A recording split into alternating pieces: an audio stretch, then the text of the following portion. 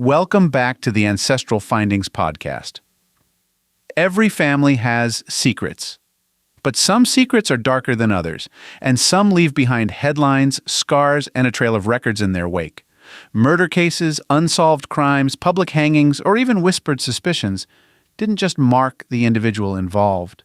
They reshaped entire branches of the family tree. If you've ever come across an ancestor who vanished, changed their name, or whose family stopped mentioning them entirely, there's a chance something more serious was involved. And even if the person wasn't guilty, their name may have been dragged into scandal or tragedy, leaving behind a legacy that was deliberately erased or quietly hidden in the pages of forgotten records.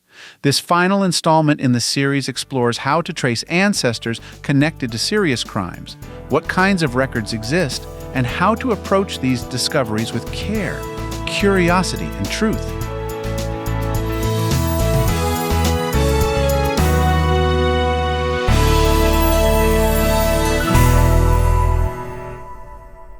Unlike petty crimes or minor disputes, major offenses like murder, manslaughter, arson, and attempted murder often left a longer, more detailed trail if the record survived.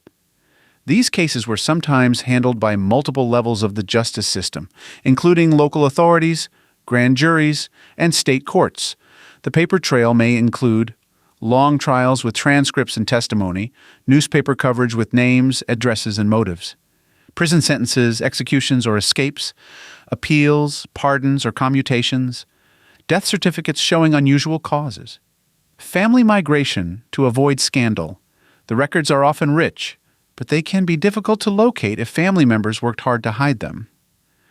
Where do I start? If my suspect a serious crime? You can look for these signs in your research.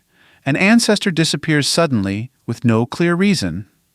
A child is raised by someone other than a biological parent. A name change occurs around the time of a local crime. A relative appears in prison or asylum records with vague charges.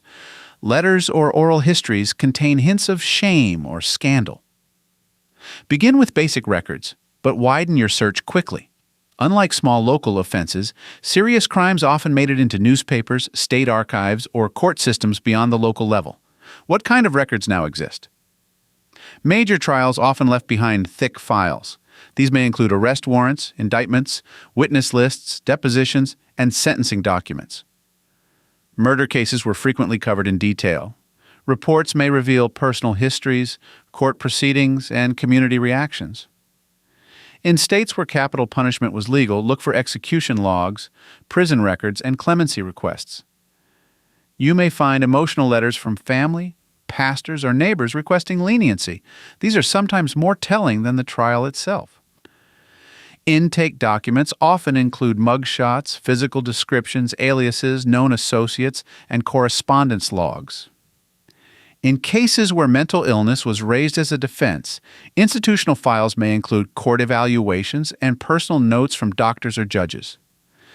Murder and suspicious deaths sometimes involved inquests, which often contain witness testimony and details not found in other sources. Not everyone tied to a murder case was guilty. Some were victims. Others were suspects who were acquitted or never charged. Still others were pulled into the story as witnesses, jurors, or family members caught in the fallout. One family historian discovered that their great-uncle, long believed to have moved west young, was actually tried and convicted of a double homicide in 1909.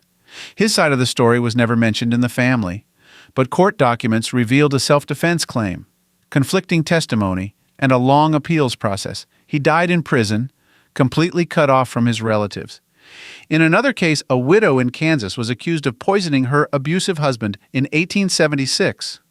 She was tried twice and acquitted. She quietly resumed life under her maiden name. Her descendants only learned the truth through newspapers and a cousin's forgotten letter. These stories aren't just about crime. They're about identity, reputation, and survival. Sometimes your ancestor wasn't the central figure, but was still affected by a moment of violence or controversy. Mob justice, lynchings, frontier justice, or vigilante trials. Feuds, community-wide rivalries like the Hatfields and McCoys, political violence, wartime actions, riots, or assassination attempts guilt by association, being related to or connected with someone notorious.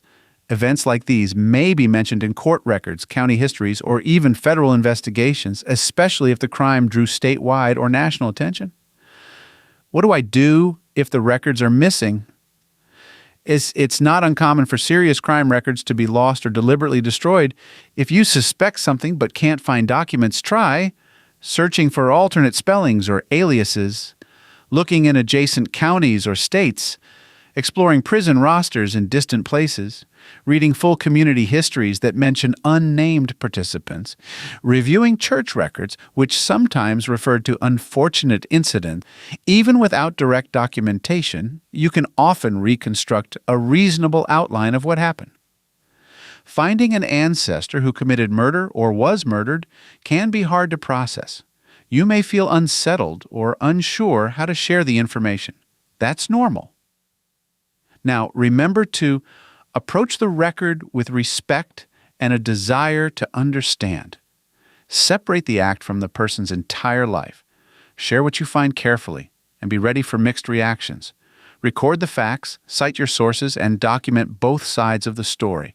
What matters most is preserving the truth, not to glorify or excuse, but to remember. These people lived. Their actions, mistakes, or misfortunes shaped generations. When we think about genealogy, we usually think of births, marriages, and migrations, not courtroom drama or violent acts. But crime leaves a paper trail, and that trail tells a story worth following.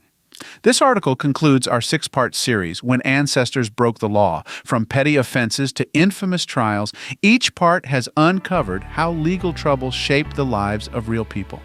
These records don't just expose wrongdoing, they offer rare insight into character, hardship, and family survival.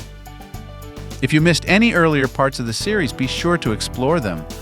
The truths hidden in police ledgers, jail logs, court minutes, and newspaper reports may tell you more about your ancestors than you ever expected, and they might just explain why your family turned out the way it did.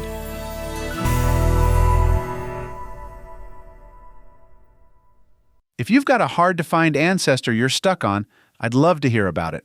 Just head over to ancestralfindings.com and click on Contact to send me a message.